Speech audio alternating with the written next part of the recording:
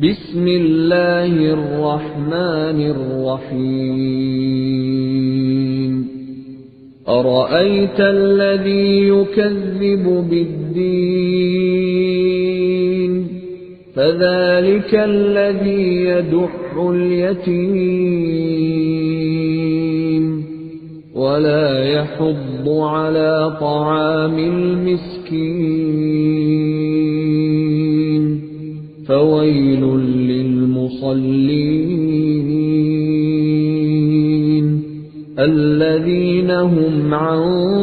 صلاتهم ساهون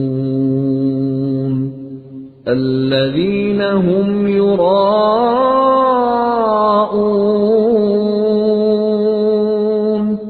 ويمنعون الماعون